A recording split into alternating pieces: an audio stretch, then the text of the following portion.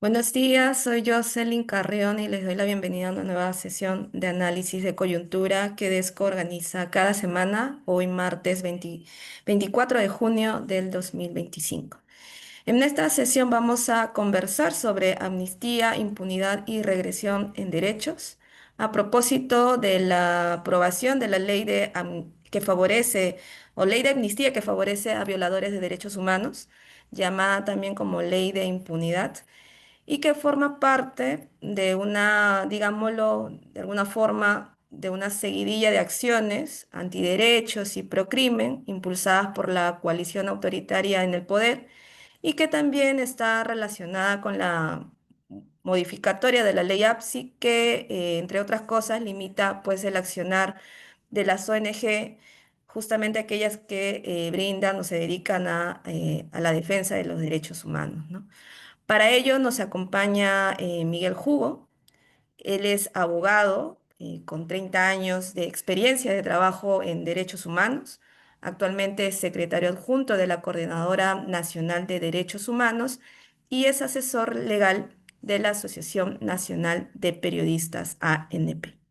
Gracias, Miguel, por acompañarnos. Te dejo en el uso de la palabra alrededor de 20 minutos. Gracias. Muchas gracias, Jocelyn. Muchas gracias a todos, a todas las presentes. Agradezco a Desco por permitirme esta mañana conversar con ustedes sobre un tema que hemos discutido, o en todo caso, el movimiento de derechos humanos viene dando la batalla hace muchos años. Es decir, la intención permanente que ha existido de parte de un sector de la política, de parte de un sector de las Fuerzas Armadas, de utilizar esta amnistía para miembros de las Fuerzas Armadas que cometieron violaciones a los derechos humanos en el marco del conflicto armado interno. Y allí la pregunta que nos hacemos es si esta situación es a qué obedece, ¿no? Es decir, más allá de la posibilidad de que algunos militares efectivamente salgan en libertad, creo yo que hay más situaciones que tienen que ver con el escenario político actual, ¿no? Y entonces voy a comenzar señalando que esta ley fue presentada en abril del 2024. Lo presentó pues el almirante Montoya, ¿no? En la idea de lograr esta situación, es decir, hace más de un año, ¿no? Y tiene como antecedente que en febrero de ese año, del 2024, se presentó otra ley, otro proyecto de ley, que esa sí ya está aprobada, que es el tema de la prescripción, ¿no? Es decir, los delitos eh, de violación a los derechos humanos, de acuerdo a esta ley, prescriben. Y precisamente hemos tenido la semana pasada una audiencia eh, en el Tribunal Constitucional para discutir porque el Colegio de Abogados contra contra nuestro consejo o contra nuestra voluntad presentó ese recurso de inconstitucionalidad, ¿no? Ya les vamos a contar en qué anda eso. Pero primero, decir que esta amnistía es muy similar a la que ustedes recordarán, los que eh, estuvimos por esos años, el año 95, ¿no? Fujimori promulgó una amnistía general y en ese caso era directamente para favorecer a los miembros del Grupo Colina que acababan de cometer pues Digo, acababan, porque eso fue el año 92, ¿no? El crimen de la Cantuta y otros asesinatos también, ¿no? Sin embargo, como ustedes saben, el año 2001, la Corte Interamericana de Derechos Humanos señaló que las amnistías contravienen el pacto de los derechos humanos, el pacto de la Convención de San José, y por tanto no se podía dar amnistías.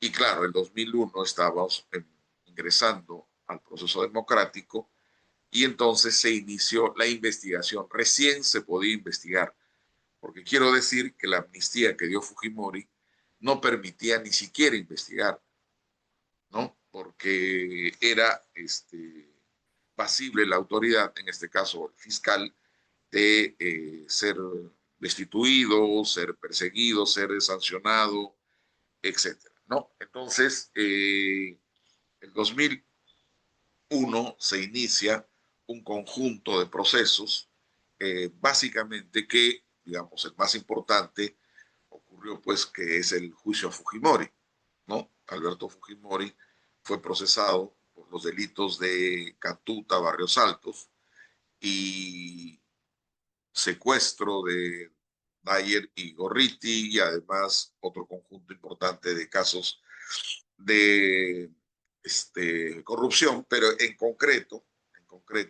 lo que tiene que ver con esto, es que permitió que a Fujimori, que se le era el autor mediato de estas ejecuciones, particularmente en el caso Cantuti Barrios Altos, sea condenado.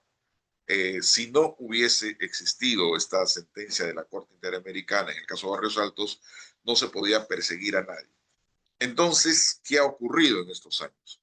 En estos años, lo que ha ocurrido es que los procesos han continuado, son procesos largos, son procesos en donde necesariamente se debió contar con la colaboración del Ministerio de Defensa.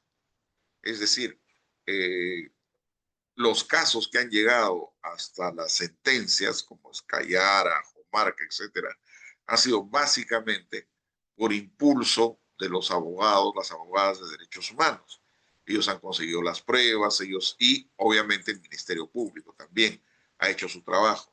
Eh, pero yo quiero hacerles notar que en el gobierno de Alejandro Toledo era ministro el general Quiabra, que ahora es congresista, y recuerdo mucho, fuimos un grupo de la coordinadora a conversar con él, entendiendo que estábamos en un gobierno democrático, y le dijimos, bueno, necesitamos que facilites toda la documentación para saber dónde estuvo tal oficial o dónde ocurrió tal hecho o cuál es la información que tiene el ejército, la marina, etcétera, sobre los operativos que han realizado. Y que ahora dijo así, suelto de huesos, yo no voy a hacer su trabajo, ese trabajo hagan ustedes. Si ustedes me demuestran que alguien es culpable, yo se lo entrego. Así lo dijo sin ningún tipo de rubor, ¿no? Es decir, él no se consideraba Estado, él no consideraba parte de que había que hacer estas investigaciones y definitivamente él protegía de esa manera, o sea, y su lógica democrática estaba planteada desde el sentido que él si están las pruebas contra él, yo te lo entrego, ¿no? Y esa situación ha sido siempre, o sea, no ha habido colaboración. Entonces, por eso es que los procesos se han prolongado tanto, ¿no? Investigaciones, en fin. Y hemos llegado a una situación donde se han producido, sí, sentencias muy importantes, como por ejemplo la sanción a los miembros del Grupo Colina, en el caso Cantuta, la sanción a Fujimori, etcétera.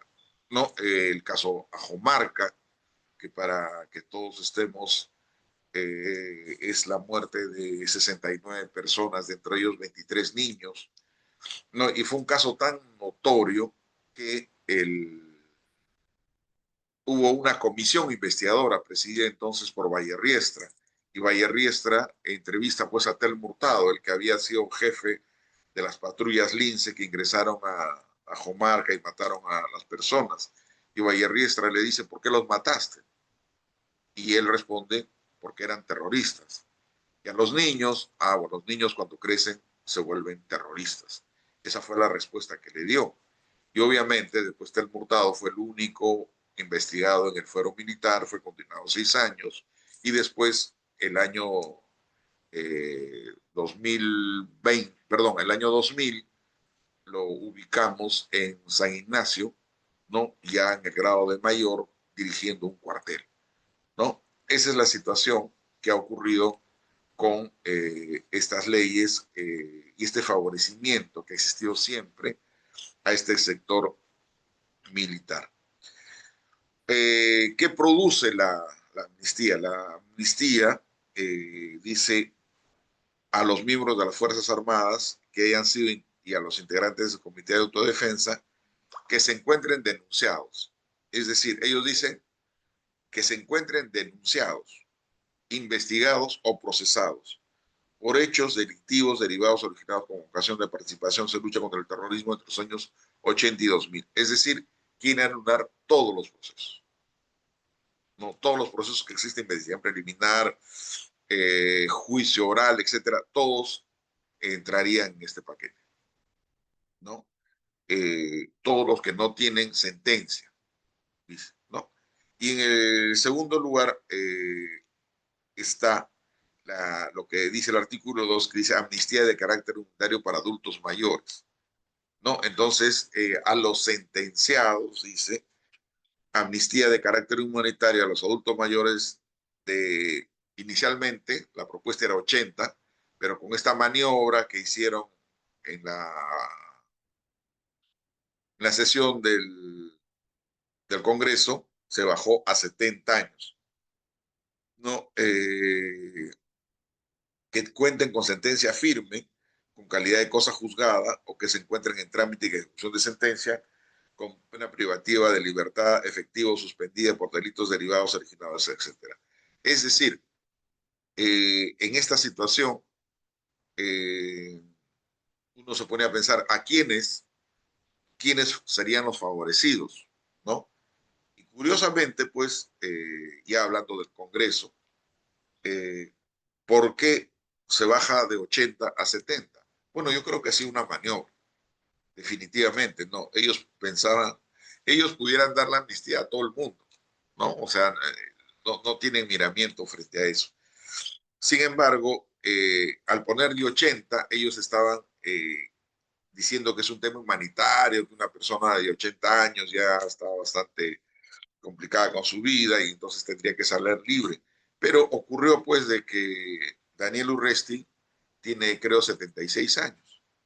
Entonces no, y tiene sentencia, no tiene, tiene sentencia, pero no sentencia firme, es decir, no, todavía la Corte Suprema no ha ratificado esa sentencia y en esa medida no le hubiese alcanzado. Con esta modificación que se hizo ya en la discusión, obviamente Daniel Urresti será uno de los beneficiados de esa ley.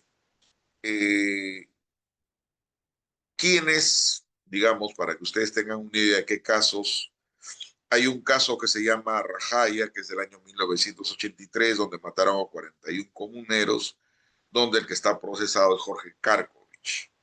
En el caso Ajomarca, que ya les mencioné, Mori Orso nunca estuvo en prisión, nunca. Y sin embargo, le beneficiaría esta amnistía. Hugo Martínez Aloja, del caso Chuchi del año 1991, Fortunato Fernández Dávila, en el caso Huamanga de 1990, Víctor Penas Sandoval, en el caso de Melissa Alfaro, ¿no? Santiago Picón Pescantes, el Chacal, que tiene una pena de 13 años desde el 2022, el caso de Retamal, que es un policía que asesinó a Miguel Alba Quirós en 1990 en el Cusco, Daniel Urresti, que es responsable de la muerte de Hugo Bustillos, el periodista. Es decir, hay una lista larga de personas que serían favorecidas con esta ley. El Congreso, cuando hacen la formulación del proyecto de ley, señalan que esto favorecía a cerca de 900 miembros de las Fuerzas Armadas y de la Policía Nacional, ¿no? Lo concreto es que sí habría una población que sería beneficiada y sobre todo los casos que se han venido juzgando quedarían, eh, se archivarían. Y y ahí viene la segunda parte, ¿no? Eh, Ustedes me han escuchado decir que, bueno, la sentencia de la Corte Interamericana en el caso de Barros Altos anuló.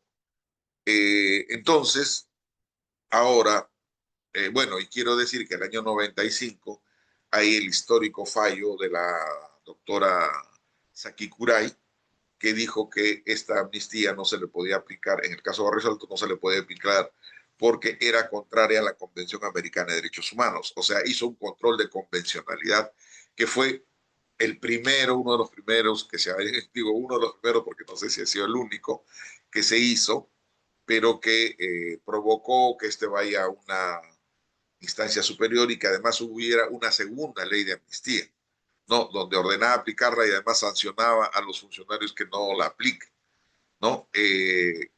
Entonces, pero ahora a estas alturas eh, del trabajo realizado, los jueces, porque lo que puede ocurrir si esto es aprobado en segunda votación, porque falta una votación más, es que los abogados de los procesados presenten lo que se llama la sección de amnistía, ¿no? Entonces el juez va a tener que determinar si otorga o no esa excepción.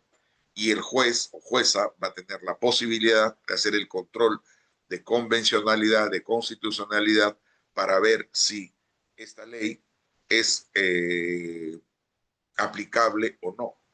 Ya ha ocurrido, ¿no? ¿Qué sucede? Que, por ejemplo, se está discutiendo la prescripción, ¿no? La aplicación de la prescripción a estos casos. Sin embargo, hasta ahora, en un solo caso, Humaya Chambara, que es un caso que en realidad estaba bastante descuidado, porque, bueno, obviamente los organismos de derechos humanos no podemos atender todos, pero en ese único caso se ha aplicado la ley de prescripción.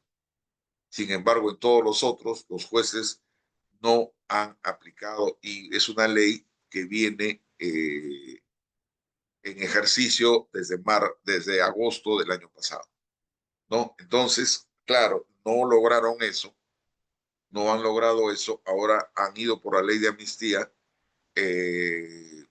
A nuestro juicio, lo que va a ocurrir es que esa situación se pueda controlar, pero obviamente habrán otros jueces que eh, sí la aplicarán, ¿no? Entonces, aquí hay un problema serio. Eh, Obviamente, nosotros consideramos que esta ley tiene como parte de este paquete pro impunidad la ley de prescripción de la que ya me referí y nosotros le agregamos la ley APSI. ¿Por qué? Porque la ley APSI impide a los organismos de derechos humanos participar en este tipo de juicios que son contra el Estado y después obviamente instancia supranacional, ¿no? ¿Y por qué? Porque si tú participas te van a multar, ¿no? Entonces este paquete pro impunidad creo que es un tema de estos tiempos. Yo quiero terminar haciendo alusión a algunas cosas que me parecen muy importantes. Miren, jurídicamente eh, están derrotados, jurídicamente. La comisión, perdón, el proyecto de ley pidió opiniones, ¿no? Entonces, Ernesto Julio Álvarez Miranda, que fue miembro del Tribunal Constitucional y que no es, pues, es una persona de derecha, dice, concluimos en que la revisión de los procesos penales a Fuerzas Armadas y la Policía debe hacerse bajo un enfoque jurídico que respete tanto los derechos fundamentales de los acusados como las directrices establecidas y sus obligaciones internacionales del Estado. Entonces no dice estoy a favor de que se aplique. En el caso de la Defensoría del Pueblo, la doctora Rina Karen Rodríguez Luján, que era defensora general adjunta, dice, en atención al expuesto, emite una opinión desfavorable a la procedencia del proyecto de ley. ¿Por qué? Porque en un marco constitucional y democrático de derecho, una ley de amnistía debe responder a una situación excepcional donde se quiere corregir o rectificar aplicación injusta y perjudicial de una ley penal. Lógicamente, después hubo un personaje ahí de la Defensoría del Pueblo que dijo que estaba a favor, pero no hubo ningún argumento legal. Aníbal Quiroga León, ustedes lo conocen, dice, a la luz de lo expuesto resulta jurídicamente inviable y contrario a los compromisos internacionales asumidos por el Perú, la promoción de un proyecto de ley que ponga una amnistía general a miembros de Fuerzas Armadas, Policía Nacional y Funcionarios del Estado, etc. ¿No? Y entonces, Dacia Paico del Ministerio Público dice, esto es una discusión, no es una persona, esto es otra. En concreto, dice, la investigación y procesamiento y así evitar la repetición de hechos graves, dice la doctora Paico del Ministerio Público. Miren, y quiero señalarles que esta discusión que estamos llevando ahora, el 2025, el Tribunal de Garantías Constitucionales del año 96, a propósito de la ley de amnistía que dio Fujimori, ya decía, la amnistía es una institución que otorga el olvido a las personas procesadas y condenadas por delitos políticos. La aplicación de estas a personas que han cometido delitos comunes constituye una absoluta desnaturalización y negación del contenido histórico y doctrinario de la institución.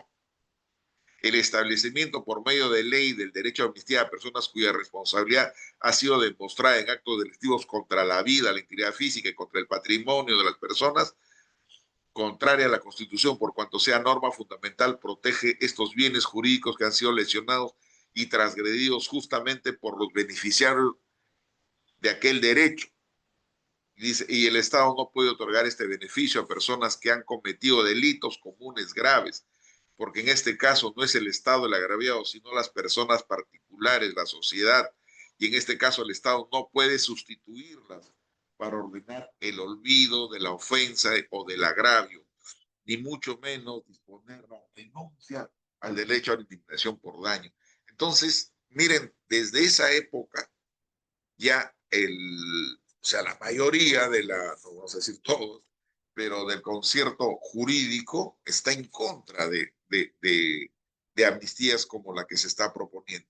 Sin embargo, creo yo que lo que se impone es precisamente porque creo que lo que se quiere imponer es una nueva narrativa, que no es nueva, sino que es desde los 80, ¿no? Dice, en el proyecto de ley decía sobre el tema que hemos venido hablando, situación que es necesaria regular, ya que quienes salieron en defensa del orden constitucional y el sistema democrático no pueden permanecer de por vida con amenaza de la constitución penal o sometidos a investigación o procesos interminables carentes de racionalidad jurídica. ¿Cuál era a qué habíamos llegado? A que las Fuerzas Armadas reconocieron que se habían cometido delitos en el marco de las violaciones a los derechos humanos y que habían sido algunos excesos de algunos funcionarios públicos. Pero acá lo que dice es que eran quienes salieron en defensa. ¿No? O sea, es decir, si ustedes quieren y eso lo han dicho en el Congreso, si ustedes quieren que nosotros defendamos el Estado, pues aguanten, acepten todo lo que nosotros queremos hacer. Y fíjense, con esto termino, que creo que es el sumum de lo que ellos piensan, ¿no? Sobre todo sobre el poder. Dice, la amnistía es un instituto jurídico que la Administración de Justicia, perdón, la amnistía es un instituto jurídico de gran alcance histórico, dado que en la antigüedad la Administración de Justicia era parte de los poderes soberanos de los reyes, quienes por sus múltiples ocupaciones delegaron cada uno a los jueces para ir a cada quien lo que le corresponde.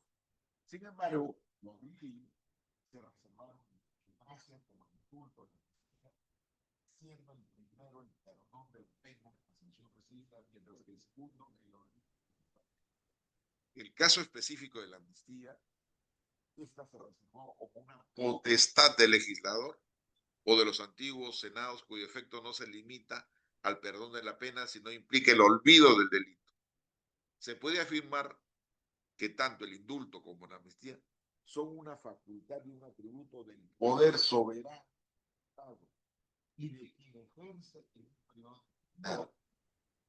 Es decir, yo ejerzo el poder del Estado, entonces yo puedo hacer lo que quiero, ¿no? Es un elemento consustancial del poder, donde se combina la decisión política, etcétera, ¿no? Es decir, ellos en este razonamiento, en su posición de motivos, dicen, este es un poder que lo podemos hacer ahora, ¿por qué? Porque estamos en el poder, ¿no? Y el poder lo podemos ejercitar de esa manera, y precisamente toda la argumentación que existe contra este tipo de leyes, con este tipo de amnistía, era ese el control del poder, porque el poder no puede darle indulto a un asesino porque, porque le gusta, porque es su amigo, porque le cae bien, ¿no? Y todas estas amnistías tienen que tener un criterio razonado, ¿no? Y Luis Jonet, que, que ha sido un especialista, ya falleció, que ha sido por 25 años miembro del Comité de Derechos Humanos de las Naciones Unidas, él decía, las amnistías son para perfeccionar la justicia, ¿no? Y yo les pongo un ejemplo muy sencillo. A veces, pues, personas ingresan a un país sin tener pasaporte. Entonces han cometido un ilícito. Entonces los amnistiamos. ¿Por qué? Porque son personas que han venido por razones humanitarias, qué sé yo. Esa es la amnistía. Eso puede ocurrir. Pero lo que no puede ocurrir es lo que ya dijo el 96 el Tribunal de Garantías Constitucionales de esa época, hoy Tribunal Constitucional. Entonces, y yo creo que ese es el sentido que hay en este momento. O sea, de cambiar una narrativa para decir, bueno, fueron hechos que se debieron hacer en su momento y que ese es el costo de la lucha contra el terrorismo y hay que pagar, ¿no? Entonces, esos serían los comentarios que haría respecto al tema. Gracias. Eh, gracias, Miguel, por compartir tus reflexiones, también por introducirnos en este poco tiempo en un análisis un poco más detallado de los hechos que hay detrás, ¿no? De estas acciones, ¿no? En torno al, como lo has dicho tú, que se busca mediante esta impunidad también cambiar la narrativa. Eh, Quienes están ahora en sala, nos están acompañando, pueden hacer sus consultas, sus preguntas. Tienen los micros habilitados, pueden también levantar sus manos para poder escucharles y también enriquecer aún más la discusión, ¿no? El análisis que ya Miguel ha podido compartir. Pilar, adelante. Sí, buenos días con todas y todos. Primero un pedido, no sé si será posible que cuando nos envíen la grabación nos envíen también las citas que ha hecho Miguel de la gente que fundamenta jurídicamente por qué no a la amnistía, porque lamentablemente no sé por qué cuando la leía la mayoría se iba la voz, ¿no? Pero lo segundo es una pregunta. Este, ha habido hace menos de un año también una ley de amnistía que, hasta donde sé, tú me corriges si me equivoco, el Poder Judicial se ha negado a aplicarla, argumentando que va contra convenios internacionales. Mi pregunta es, ¿crees tú que va a suceder lo mismo con esta nueva ley o ahora la presión es mayor, ¿no? Y no sé si derivada o una otra pregunta es, la actual disputa por la Junta Nacional de Justicia, si es que gana Patricia Benavides, perdón, no por la Junta Nacional de Justicia, por la Fiscalía de la Nación, si es que gana Patricia Benavides, ¿no sería también una cosa que una señal que permitiría que más bien esta ley de amnistía sí fuera aplicada por el temor que pondría a jueces y fiscales en cuanto a que demostraría que la Junta Nacional de Justicia tiene hoy un poder mayor para presionar por los objetivos de la coalición mafiosa y autoritaria que nos gobierna? Gracias.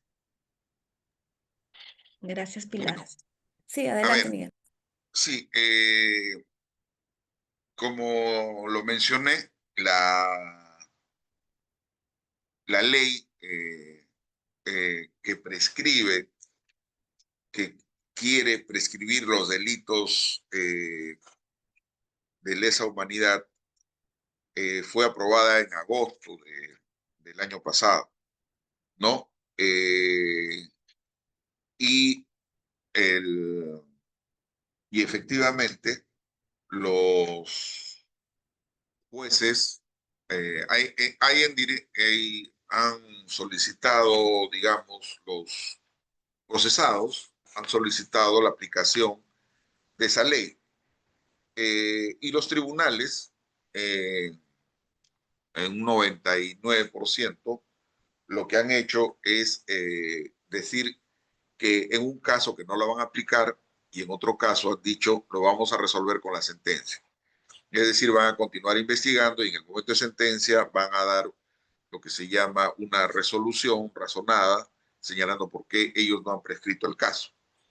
Y señalé también que en el caso Humaya Chambara, que es el único donde un juez que después, curiosamente, a los días fue sancionado, pero por otro tema, es el que ha admitido esta excepción de prescripción y obviamente ha procedido a cortar el proceso penal. A ver, respecto a la Fiscalía de la Nación, eh, es cierto que la primera institución que tendría que opinar respecto a la aplicación de una situación de este estilo es la Fiscalía.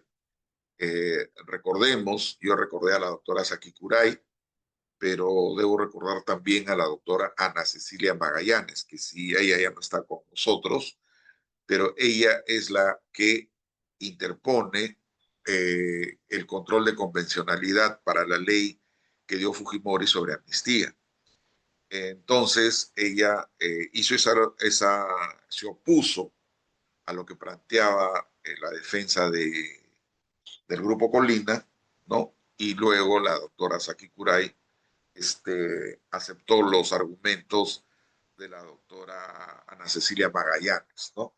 Eh, entonces, yo sí creo que es un elemento fundamental la fiscalía, ¿no? Para toda la persecución del delito. Eh, y sí creo que, por ejemplo, quizás ¿cómo puedo decir? El objetivo más cercano que tiene la coalición conservadora sea pues protegerse de las investigaciones de las violaciones recientes, ¿no? Es decir, de lo ocurrido en diciembre del 2022 y enero del 23. También recordar que Patricia Benavides, no sé si ustedes se acuerdan, cuando salen los audios y todo, y ahí ya la cesan, eh, denuncia a Dina Boluarte y Alberto Tarola, etcétera, por responsabilidad en estos crímenes, ¿no? Por los 7 casos. Pero es una retaliación por que ella creía que quien había filtrado esos audios y era la campaña contra ella, era pues Alberto Otárola, ¿no? Pero ahora la situación es distinta. Patricia Benavides tiene un apoyo firme del Partido Aprista y sus operadores, ¿no? O sea, hay que estar claros que Gino Ríos Patio, que es el presidente de la Junta Nacional de Justicia, es parte de ese, como dicen los muchachos, de ese combo, ¿no? Aprista. Y obviamente la idea es que definitivamente con Patricia Benavides en la fiscalía, con cara a estos procesos, la cosa sería bastante eh, complicada y probablemente sí los fiscales reciban la orden de eh, aplicar esta ley.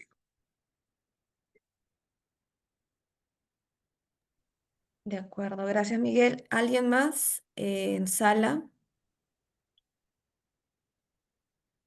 para que pueda dejar sus comentarios? A ver, Mónica, adelante.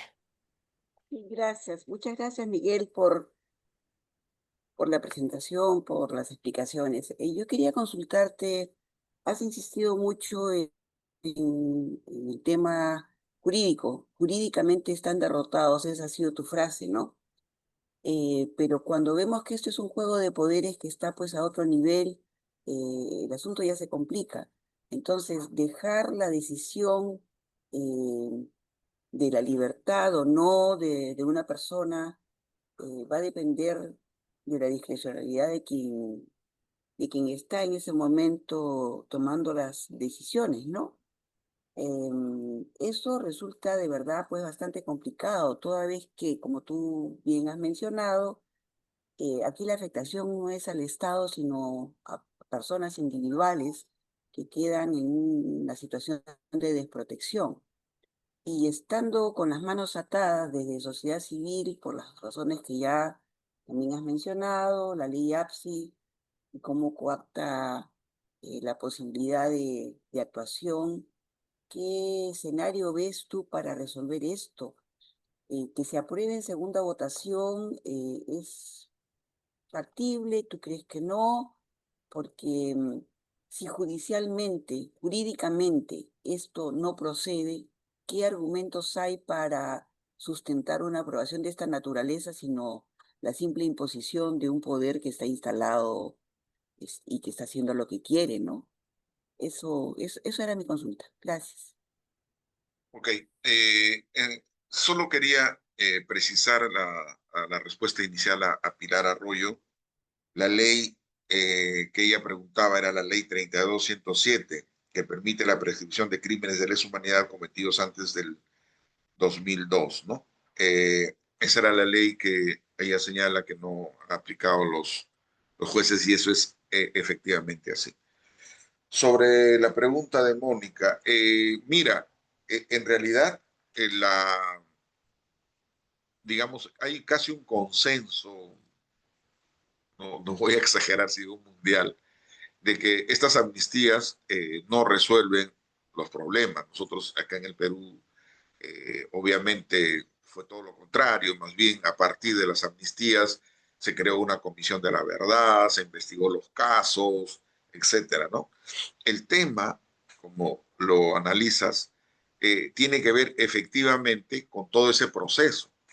Es decir, lo que se quiere cancelar es la narrativa que establece la Comisión de la Verdad. Uno escucha en el Congreso, yo escuché la sustentación y decían que los terroristas se rebelaron por un tema estructural, es mentira, ¿no? Eso que dice la Comisión de la Verdad, que hubieron causas para que se produzcan eh, la violencia, es mentira, ¿no? Es decir, ellos quieren nuevamente establecer que aquí lo que ocurrió fue, como lo dicen los textos, ¿no? Un grupo armado que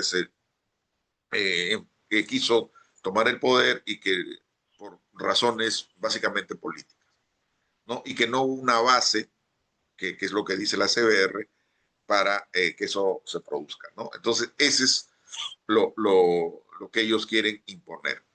En segundo lugar, yo he señalado, mejor dicho, lo que se viene produciendo es que no solo hay esta ley de amnistía, no solo hay esta ley de prescripción, sino también existen un conjunto de situaciones que ya han venido ocurriendo. Entonces, por ejemplo, hay la ley 32153 que establece la restricción del uso de la jurisprudencia de la Corte Interamericana de Derechos Humanos al permitir su aplicación solo en el caso es que el Perú haya sido parte.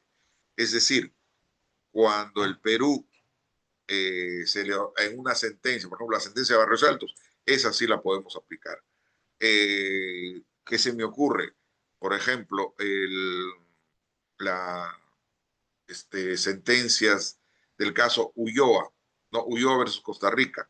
Ese no se podría utilizar, pero para conocimiento de los autores, la base de del acuerdo plenario que favorece a la libertad de expresión está eh, sobre esta sentencia de la Corte Interamericana, ¿no?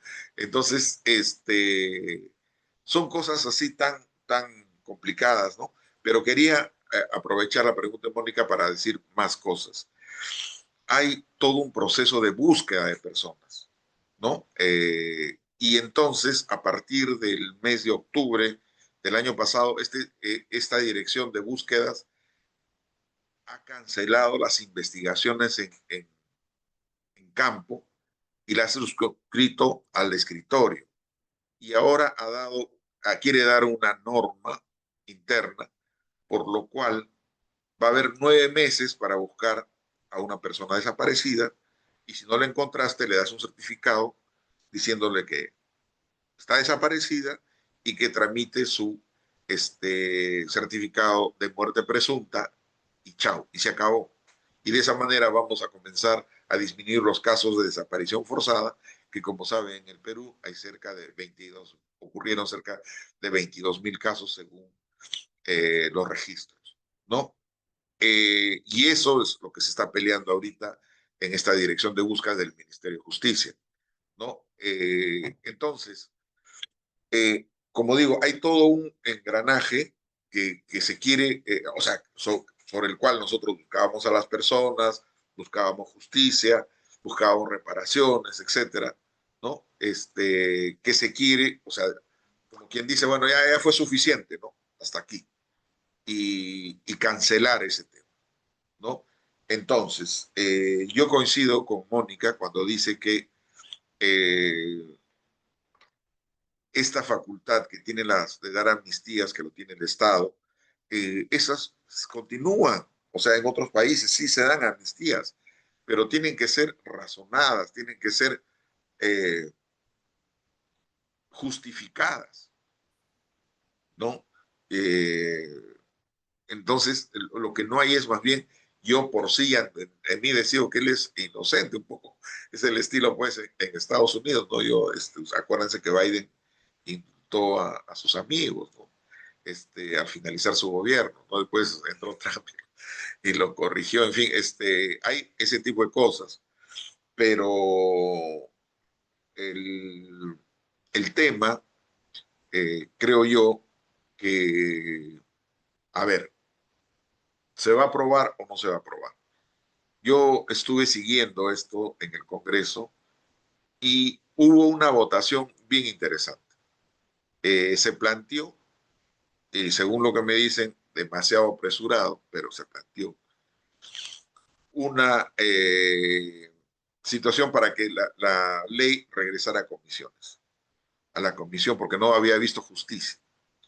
Entonces, se puso a votación, 55 votaron porque continúe el debate y 50 porque vaya a comisión, ¿no? Y 4 se abstuvieron, ¿no? Entonces, conversando con Ruth, ¿no? Ustedes la conocen, con Ruth Luque, ella me decía de que si se hubiera presentado un poquito más, se hubieran convencido a los otros 4, es decir, pudo haber una situación y eso ha despertado en algunos familiares la intención de ir a conversar al Congreso.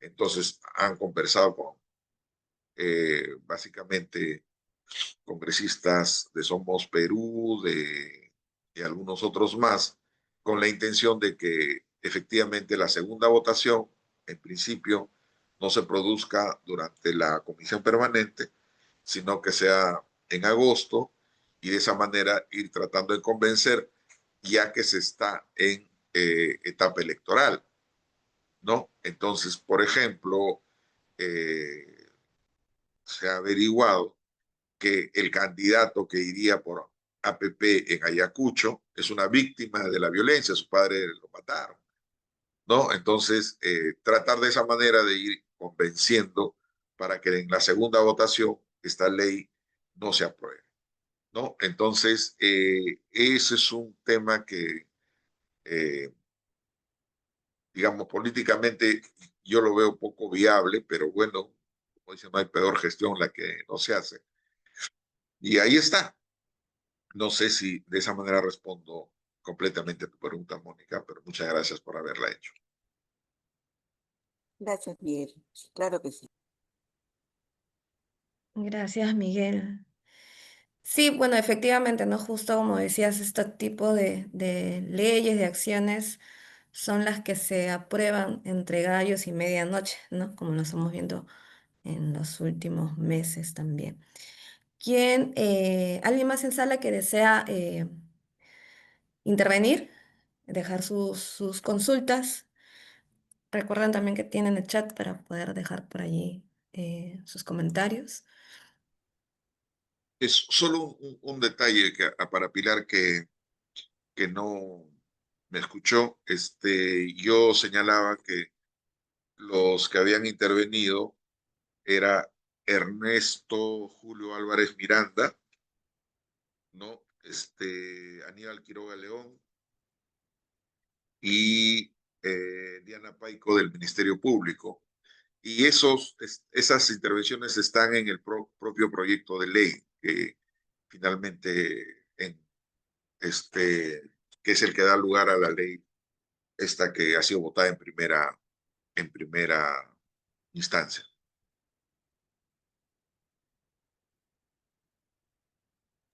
De acuerdo, gracias por esa acotación, Miguel.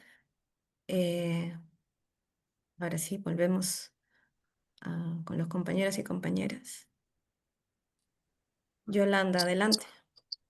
Sí, hola Miguel, hola compañeros, compañeras, disculpen, yo entré un poquito tarde, no sé si ya hicieron esta pregunta, Miguel, o si tú ya lo mencionaste de alguna manera, pero mi pregunta va por la acción que podrían tener los organismos internacionales, si pueden tener algún tipo de incidencia, de presión ah, frente a una posible aceptación de esta amnistía, ¿no? Definitiva. Gracias. Ok, mira, en realidad los organismos internacionales, la Comisión Interamericana de Derechos Humanos ya emitió un pronunciamiento señalando del peligro, la preocupación que le produce la aprobación en primera votación de esta ley de amnistía. En ese aspecto, yo estoy seguro que, o sea, como digo, a este ámbito, se tiene ganado, no hay problema. Sin embargo, el problema es interno. Miren, en el propio proyecto de ley señalan lo siguiente. Dice, el punto se llama la amnistía y la soberanía jurídica del Estado. Respecto a los posibles cuestionamientos supranacionales, el Tribunal Constitucional peruano en el expediente 2010-2020 del caso Indulto Fujimori señala la falta de competencia de la Corte Interamericana de Derechos Humanos para supervisión de cumplimiento de sentencias, por lo que decide apartarse de lo señalado en la resolución emitida por la Corte Interamericana del 7 de abril del 22 del caso Barresoto Cantuta, ¿no? Que en ese caso concreto le decía al Estado peruano que no, Fujimori no salga libre, ¿no? Entonces, ¿qué cosa hace esto? Dice, bueno, si los supranacional dice que no la apliquemos, etcétera, no, hay que aplicar lo que dice el Tribunal Constitucional, ¿no? Entonces, y ese es la preocupación central que tenemos ahora. Por eso decía al inicio que esta ley de prescripción, de las que hemos hablado hace un rato, que ha sido la semana pasada discutida en el Tribunal Constitucional por un recurso presentado por el Colegio de Abogados de Lima, ¿no? Nosotros no le vemos mucho futuro, ¿no? Porque este Tribunal Constitucional lo que va a hacer es más bien no permitir a los jueces que hagan ese control de convencionalidad, ¿no? Porque, digamos, cuando planteen la prescripción, pero cuando planteen la amnistía, sí, los jueces van a poder hacer ese control de convencionalidad, ¿no? Porque claro, de acuerdo a lo que dice el, el Código Procesal Constitucional, cuando el Tribunal Constitucional señala que una ley es constitucional, todos los jueces tienen la obligación de acatarla, ¿no? Entonces ahí ya no pueden hacer ese control. Y eso es el tema, por ejemplo, que señala en el texto de esta ley de amnistía, ¿no? Entonces, digamos, para la respuesta es sí, yo creo que el ámbito internacional lo va a plantear, lo va a cuestionar. El tema es cómo eso hacemos que aquí se cumpla. Gracias, Miguel. Veo que no hay más participaciones por el día de hoy. Miguel, no sé si quieras mencionar algo más. No, agradecer el espacio y creo que el tema, esto nos genera mucha preocupación. Los organismos de derechos humanos, la coordinadora de hace 40 años viene trabajando en materia de derechos humanos y consideramos que este es un tema fundamental, parte de lo que le llamamos agenda histórica y seguramente vamos a seguir trabajando sobre esto y las gracias a ustedes por escucharme esta mañana y un gusto poder emitir todo lo que he dicho a unas personas tan informadas como ustedes. Muchas gracias. Gracias a ti, Miguel, por estar con nosotros y nosotras. Como bien dices, en este espacio usualmente aprovechamos estos el acompañamiento, ¿no? Por parte también de personas expertas como tú, para poder también ahondar en la reflexión. La semana pasada también hemos analizado también un hecho o hechos vinculados con esta, ¿no? El tema también del ataque que hay a la memoria y bueno, no dudamos en seguir analizando el tema.